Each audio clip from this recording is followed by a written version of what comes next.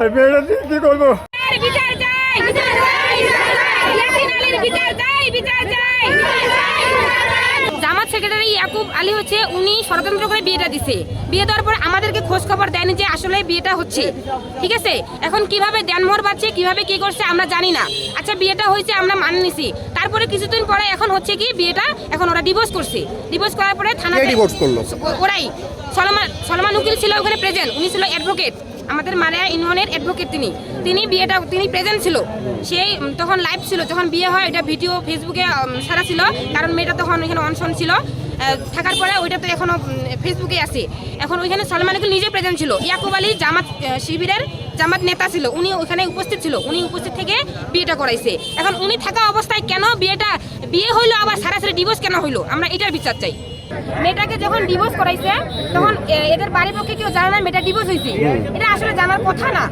এখন ওরা কি করছে, মেয়েটার নামে মামলা করছে। মেয়েটা যেহেতু বাড়ি থেকে আসতেছে না, আমাদেরকে রাত 3টার দিক, মেয়েটার নাম বলবো, ফাতেমা ইসলাম, ফাতেমা আক্তার, রাত 3টার দিক পুলিশ কোনোদিন আসামি ধরতে আসে না এমনিতে আসে, অবশ্যই আসামি ধরতে আসে। তো ওরা রাত 3টার দিকে আসছে বলার জন্য যে আপনাদের মেয়েটা ওইখান থেকে নিয়ে আসেন। এটা কি কোনো পক্ষে সম্ভব? এটা সম্ভব না। আমরা এটা নিয়ে আবার সেনা ক্যাম্পে গেছিলাম, সেনা ক্যাম্প কোনো বিচার দেয়নি আমাদেরকে। পুলিশ থানা পরের দিন থানা চলে আসছে, থানা টাকা খাইছে, টাকা খাওয়ার পরে আমাদের কোনো বিচার রায় দেয়নি।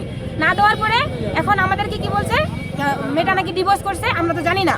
তারপরে তখন ওরা কি করছে, ওরাই মেয়েটাকে নিয়ে থানায় কোর্টে উঠাইছে। আচ্ছা জামাতের যে এখানকার নেতা সে কি করছে ওটা বলেন তো একটু। সে ইয়াকুব আলী, উনি বিয়া দিছে, উনি বিয়া দিয়ে ষড়যন্ত্র করে আমার মেয়েটাকে ওখান থেকে তাড়ায় দিল। বিয়ে যেহেতু ও দিছে, আবার ষড়যন্ত্র কিভাবে করে? ও তো আপনার মেয়ের ভালো চাইছিল, ভালো চাই তো বিয়ে দিছে। এমনিতে বিয়ে দিছে। এখন আমরা তাপাইছি, আমি সরাসরি সেনাবাহিনীর কাছে গেছি। সেনাবাহিনী যখন আমরা ওখানে গেছি, এদিক থেকে ফোন দিছে যে ছেলের মা বাবা, ছেলের ভাই, মেয়ের ভাই, ওরা চলে গেছে সেনাবাহিনীর কাছে। নামটা ইন্ডিকেট করবেন। আর ওই যে কোন উকিল আছে টাকা নিছে আপনাদের কাছ থেকে 30,000, কি কারণে? আমি ওখান থেকে ফোন দিলাম, সলমান উকিল তোমাদের বাসায় আসে বসে আছে। কেন বসে আছে? উনি 5 লাখ টাকা কাবিল করে দিবে, তোমার কাছে 30,000 টাকা চাইছে। আমি তাড়াতাড়ি আসে ওকে 30,000 টাকা দিলাম। উনি তো এটা সমাধা করতে পারে, ওটা তো সমাধা করতো না। কেন মেয়েটা তারাই দিল?